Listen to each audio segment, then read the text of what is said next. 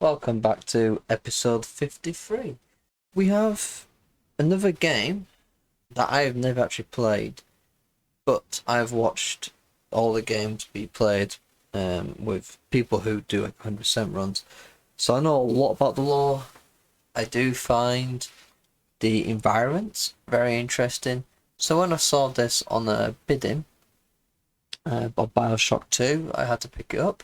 It is a special edition art book, but I have had a look and they do not have any standalone art books. There was someone about Son of Deep, which is a very rare kind of art book.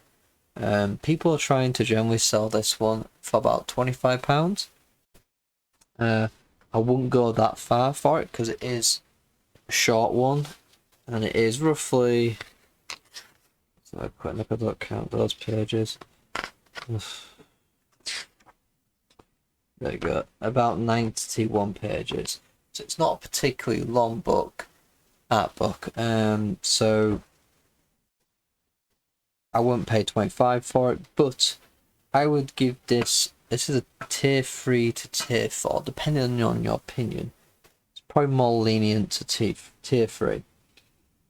Because unlike most game art books, this actually explains some development process of like decisions they made and editing notes and stuff.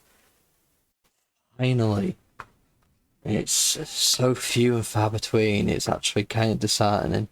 So, we start off with, a nice little thank you, but it's always quite nice to see. We've got the concept arts of various characters, the descriptions about things about it, little notes about various people, various notes about them, tells you who's made it, so like what reference background they're coming from, which is quite nice. Even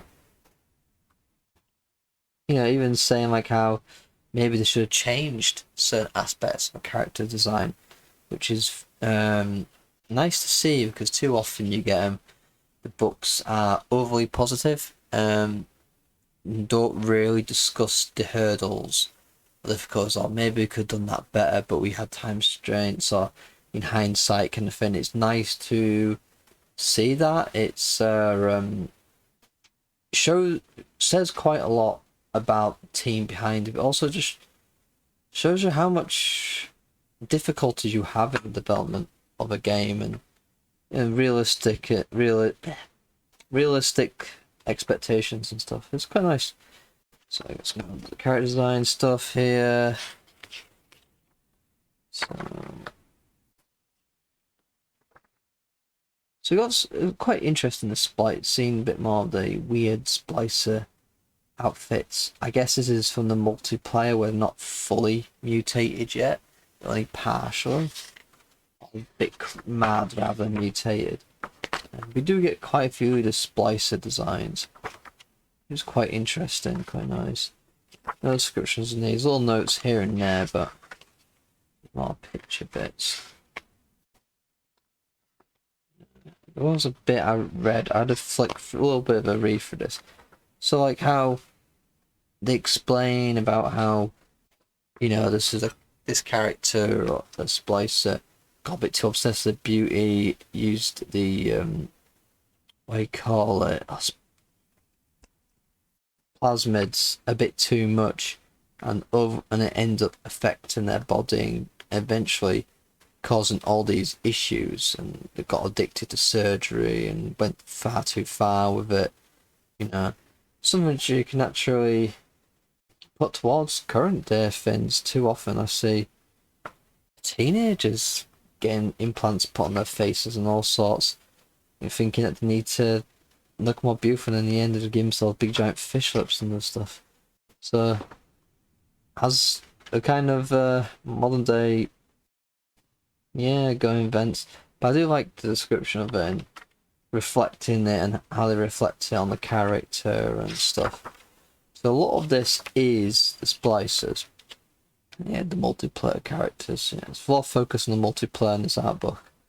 But one thing I do like here is seeing the splicers before they've mutated. you know, where they came from, and then where they come, and then a little bit of a description of how they led to the mutations and stuff and the decisions they made. Quite nice.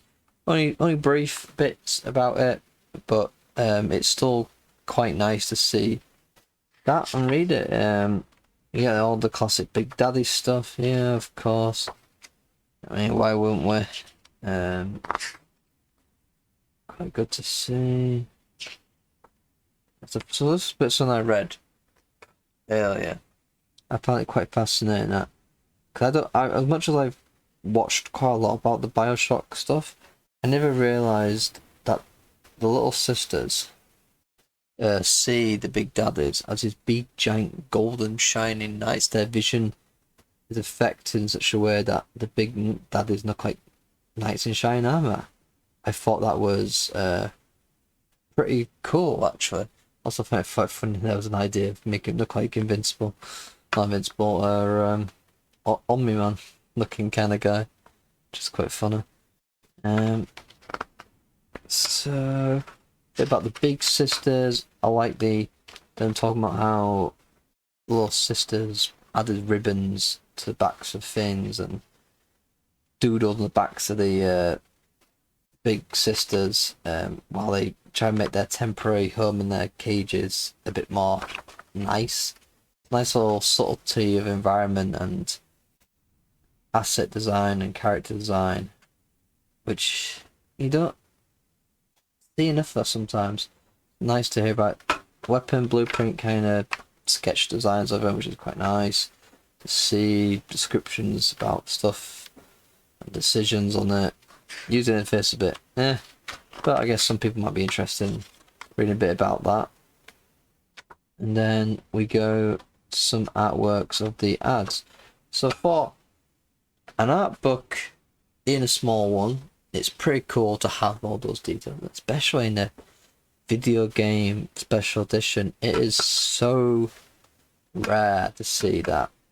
Most of them are just picture books, so having either a detailed concept art one or even a design one to an extent is brilliant. It's a shame that it's so sought after and it therefore is quite pricey. I wouldn't pay $25 for it just because of how small it is, but it's definitely, I would say, easily, if you're a fan of the games, definitely worth up to $15, I would say. Yeah, I'm actually quite impressed with that one.